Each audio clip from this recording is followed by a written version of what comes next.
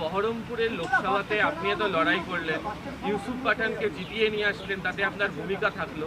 সেই ইউসুফও তো ছেড়ে চলে গেল বহরমপুর, এখন মনে হচ্ছে না সাপোর্ট করলে ভালো।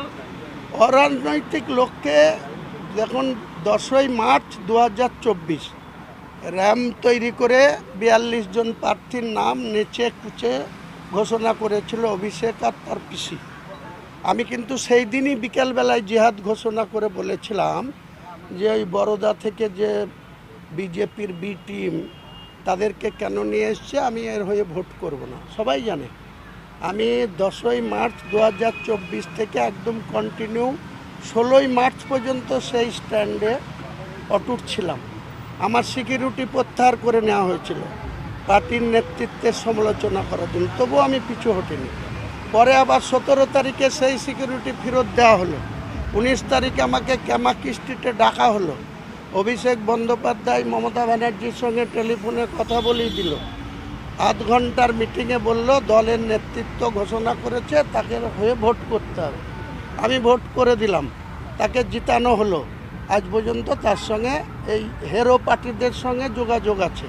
অপূর্ব সরকার 4 ডিসেম্বর যখন আমাকে মমতা ব্যানার্জি চূড়ান্ত অপমান করে দল থেকে সাসপেন্ড করলো, সেদিন যে ওই জেলার সাংগঠনিক জেলার আর যেদিন আমাকে ওই অপমান করেছিল, আমি সেই দিন প্রতিজ্ঞা করেছিলাম মুর্শিদাবাদ জেলায় তৃণমূলের শক্তি অবক্ষয় হবে, শক্তি ক্ষয় হবে, ক্ষয়িষ্ণু হবে। আর এই যে সব মাতুব্বর যারা আইপ্যাক আর অভিষেক আর মমতার দ্বারা পরিচালিত, তাদের আমি হারিয়ে ছাড়ব। হারিয়ে দিয়েছি। ডিম ছুঁড়ে খুব একটা এরা শিক্ষা পাবে না, এদের আরও কিছু শক্তপুক্ত ছুটতে হবে। ওই ধরেন অফিসিয়ালি এই যে লোক দেখানো, তৎকালীন পুলিশ মমতা ব্যানার্জির হয়ে অনেক কিছু করেছে।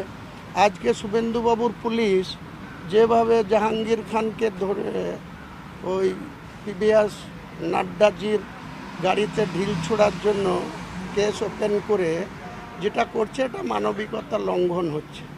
এইভাবে করা যায় না। জুডিশিয়ালকেও অপমান করা হচ্ছে। আমি বলবো যেগুলা না করে গণতন্ত্রে বিরোধী দল শাসকে আসবে, শাসক দল বিরোধীতে যাবে, এটা নিয়মেই আছে। কিন্তু এনারা যেটা করছে লোক দেখানো, এগুলো সমর্থন করা যায় না।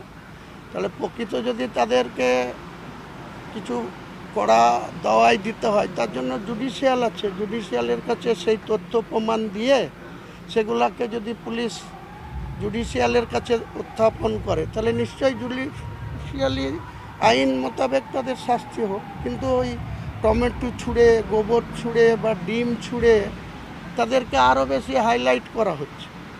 কিছু মানুষ গাল দিচ্ছে আর কিছু মানুষ আবার মজা নিচ্ছে। শক্তটা কি ছুটতে হবে? হ্যাঁ, শক্তটা কি ছুটতে হবে? শক্তটা আমি না বলাই ভালো। পুলিশ মন্ত্রীকে বলবো বিধানসভায়। নানাবিধ কাজ রয়েছে যা আইন করে কর্পোরেশনকে আমরা আমাদের বিগত দিনের ব্যবস্থায় দিয়ে যাওয়া হয়েছে। তাই প্রশাসক আমরা বসিয়েছি, প্রশাসককে সহযোগিতা করার দায়িত্ব আপনাদের সকলের দায়িত্ব। প্রত্যেকবারই কলকাতায় বর্ষা এলে এখানে জল জমে। বিগত 5-6 বছরের ইতিহাস যদি দেখেন, তাহলে সাইক্লোন, ন্যাচারাল ক্যালামিটি, কয়েকদিন আগেই হঠাৎ কালবৈশাখীতে কলকাতাতে শুধু লণ্ডভণ্ড হয়ে যায়নি, গাছ উপড়ে পড়ে যায়নি, অনেকে মারাও গেছেন। তাই এই রকম একটা সার্ভিস যেটা 24x7 দিতে হয়, যার শনিবার নেই, রবিবার নেই, ছুটির দিন নেই, 10টা 5টায় করা যায় না, 24x সার্ভিস দিতে হয়। এক্ষেত্রে শুধুমাত্র কমিশনার বা প্রশাসক, আধিকারিক বা ইঞ্জিনিয়ার বা কেবলমাত্র পৌর কর্মীদের উপরে বা সঙ্গে পুলিশের উপরে নির্ভর করে কিন্তু করা যায় না।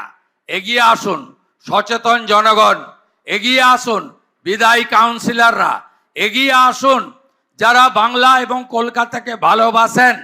সে রাজনৈতিক, সামাজিক, ধর্মীয় বা অন্যভাবে হতে পারেন। সবাই এগিয়ে আসুন। এই সময়কালে আমরা যাতে কলকাতার মানুষ জল জমে যাওয়ার জন্য কষ্ট না পায় বিপদে না পড়ে এবং আমাদের কর্পোরেশনের প্রত্যেকটা পরিষেবা আমরা যাতে সুন্দরভাবে দিতে পারি সেই সহযোগিতা আমি আপনাদের সকলের কাছ থেকে প্রার্থনা করব। আমরা কলকাতা কর্পোরেশনকে এই অর্থবর্ষে স্টেট আমাদের যে ভোট অন অ্যাকাউন্ট আগেই হয়েছে এবং আমাদের যে টেন্টেটিভ প্রভিশন রয়েছে সেখানে আমরা আপনাদের অ্যাডিশনাল ডেভেলপমেন্টের জন্য 600 কোটি টাকা দিতে পারি যদি প্রপোজাল আপনারা দেন। আমরা দিতে পারি অমৃত যোজনায় ভারত সরকারের যে কস্ট রেশিও ভিত্তিতে 60-40, 60 সেন্ট্রাল গভর্নমেন্ট দেয়, 40 আমরা দিই, আরও 500 কোটি টাকা আপনাদের দিতে পারি। নমামি গঙ্গা আপনাদের ঠিক মতো হয়নি, এসটিপি সেন্টারগুলো আপনারা ঠিক মতো পাননি। আমরা চেষ্টা করছি আরও এসটিপি স্টেশন বাড়িয়ে নমামি গঙ্গাতে আরও 500 কোটি টাকার কাজ করার জন্য। এছাড়াও আপনাদের আরবান চ্যালেঞ্জ ফান্ড এবং স্বচ্ছ ভারতে আমরা ভারত সরকার এবং রাজ্য সরকার মিলে আপনাদের আরো সাহায্য। মাননীয় আরবান ডেভেলপমেন্ট সেক্রেটারিকে বলবো এই সময়কালে যাতে কলকাতায় কোনো অসুবিধা না হয়। মাননীয় মন্ত্রী মহোদয়কেও বলবো আপনি এবং আপনার দপ্তরের রাষ্ট্রমন্ত্রী উমেশ রায় আপনারাও বিশেষ নজর হাওড়া কর্পোরেশন, বিধাননগর কর্পোরেশনের সাথে কলকাতা কর্পোরেশনকেও রাখবেন। প্রয়োজন হলে আমরা আপনাদের আরো সহযোগিতা করব। মাননীয় ডক্টর স্বপন দাশগুপ্ত আছেন অর্থমন্ত্রী, দার্জিলিংয়ের পাহাড় থেকে তিনি সাগর পর্যন্ত সবার জন্য কাজ করবেন। তার জন্ম, তার বড় হওয়া, তার সমস্ত কিছু কলকাতাকে কেন্দ্র করে। রাসবিহারীর মানুষও তাকে অনেক ভোট দিয়ে জিতিয়েছে, তিনি অর্থ দপ্তরের দায়িত্ব পেয়েছেন। তার সব কিছু কাজের মধ্যে কলকাতা তো অগ্রাধিকার পাবে। আর আমি গ্রামের ছেলে, মেদিনীপুরের ছেলে, প্রথমবার দাঁড়িয়েই 8টি ওয়ার্ডের মধ্যে 7টি ওয়ার্ডে লিড নিয়ে ভবানীপুরের মানুষের আশীর্বাদ নিয়ে 15,105 ভোটে জিতেছি। আমারও দায়িত্ব থাকবে গোটা রাজ্যের সাথে সাথে মেদিনীপুরের সাথে সাথে কলকাতা এবং ভবানীপুরকে একটি আদর্শ বিধানসভা হিসেবে উন্নয়নের মাধ্যমে সাজিয়ে দেওয়া। আসুন আমরা ওরা নীতি ছেড়ে দিয়ে আমরা সবাই উন্নয়ন, বিকাশ, প্রগতির মধ্য দিয়ে আমাদের কলকাতাকে এগিয়ে নিয়ে যাই এবং আমরা ডিলিমিটেশনের মধ্য দিয়ে আমরা কলকাতা